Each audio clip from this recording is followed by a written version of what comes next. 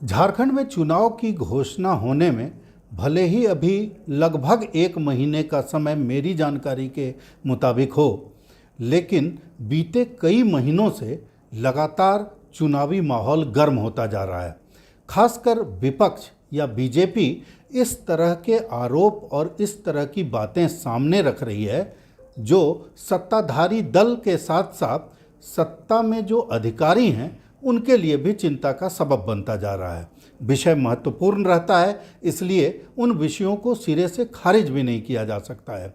आज हमारे साथ झारखंड मुक्ति मोर्चा या सत्ताधारी दल के विनोद पांडे जी हैं, जो महासचिव भी हैं और चुनावी रणनीतिकारों में से एक हैं। साथ ही बहुत सारी चीज़ें हैं पार्टी की जो देखते हैं। उनसे हम जानते हैं जिस तरह से बीजेपी के लोग, खास करके बड़े बड़े बीजेपी के नेता कई बातें कह रहे हैं। ये भी कि कई विधायक आप लोगों के संपर्क में हैं, बार उनको अब इतना हो गया है कि उन लोगों को लेना मुश्किल हो रहा है। तो इस पर क्या पार्टी की प्रतिक्रिया है, क्या कहना आप लोगों का? देखिए, भारतीय जनता पार्टी के तरफ से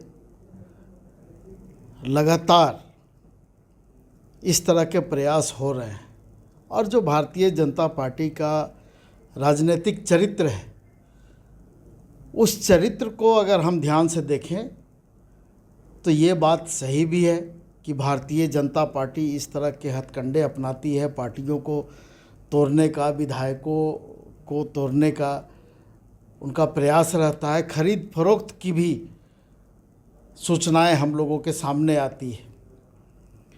लेकिन कहते हैं ना कि कुछ तो बात है कि हस्ती मिटती नहीं हमारी।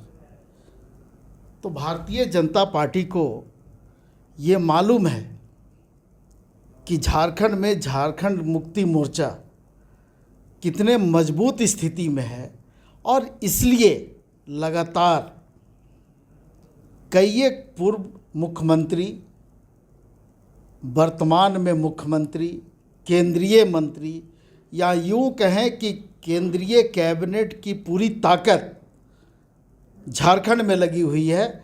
उसके बावजूद भी झारखंड मुक्ति मोर्चा का ये लोग कुछ बिगाड़ने की स्थिति में नहीं है।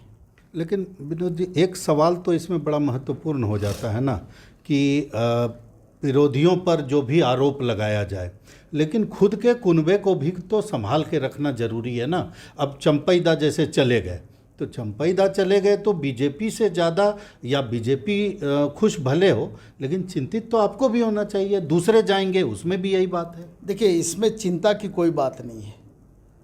नेता पार्टी के जो कार्यकर्ता होते हैं उनके द्वारा बनाए जाते हैं, न कि नेता कार्यकर्ताओं को बनाते हैं। और झारखंड मुक्ति मोर्चा के कार्यकर्ताओं में इतनी क्षमता है, इतनी ताकत है कि जब जब झारखंड मुक्ति मोर्चा के अंदर में इस तरह की परिस्थिति पैदा हुई, झारखंड मुक्ति मोर्चा और मजबूत बन के उभरा है। और मैंने अभी आपको एक बात कहा कि कुछ तो बात है कि हस्ती मिटती नहीं हमारी। तो वो बात कौन सी है? वो बात इस राज्य की जनता का प्यार है, इस राज्य की जनता का समर्थन है, जिसके कारण आज हेमंत सोरेन जी सत्ता में आसीन है और झारखंड मुक्ति मोर्चा के नेतृत्व में इस राज्य में सरकार चल रही है। एक महत्वपूर्ण बात यह भी है कि जिस तरह से आप, पार्टी को तो इससे कोई लेना देना नहीं है, लेकिन पार्टी की सरकार के अधिकारियों ने जिस तरह से पत्र आयोग को लिखा है, ये तो मतलब सीधे देखा जाए तो राजनीति में अधिकारियों की दखलंदाजी जैसा मामला लगता है। कोई दखलंदाजी नहीं है। सरकार ने ये महसूस किया कि यहाँ पर माहौल बिगाड़ने का प्रयास हो रहा है, सांप्रदायिक तनाव पैदा करने का प्रयास हो रहा है। बार बार जो बातें उठाई जा रही है, हाईकोर्ट ने भी इसको संज्ञान में लिया और हाईकोर्ट ने स्पष्ट टिप्पणी भी की। और मैंने भी कई बार कहा है कि ये जो सीमा का मामला है, ये केंद्र सरकार के अधीन आता है, केंद्रीय सुरक्षा बलों के अधीन आता है और इसमें राज्य सरकार का कोई लेना देना नहीं है। अगर आपकी मिलीभगत नहीं है, आपकी सहमति नहीं है, तो फिर इस राज्य में दूसरे देश से कोई प्रवेश कैसे कर जाता है, इसकी आप जांच कर लें। हाईकोर्ट ने बहुत स्पष्ट शब्दों में अपने टिप्पणी में कहा और केंद्र सरकार से जवाब भी मांगा है। 3 बार डेट आने के बावजूद केंद्र सरकार का जवाब नहीं आया है। तो इसका मतलब क्या है कि केंद्र सरकार की मंशा बिल्कुल स्पष्ट है कि वो इस तरह के माहौल का राजनीतिक लाभ लेना चाहते हैं, ना कि इस समस्या का समाधान चाहते हैं।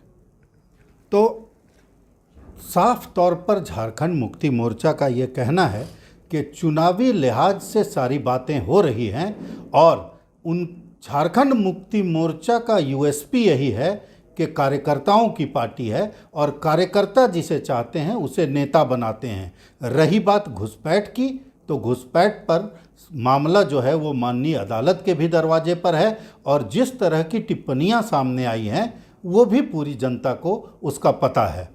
भारत एक्सप्रेस के लिए कैमरामैन धर्मेंद्र के साथ मधुकर आनंद, रांची।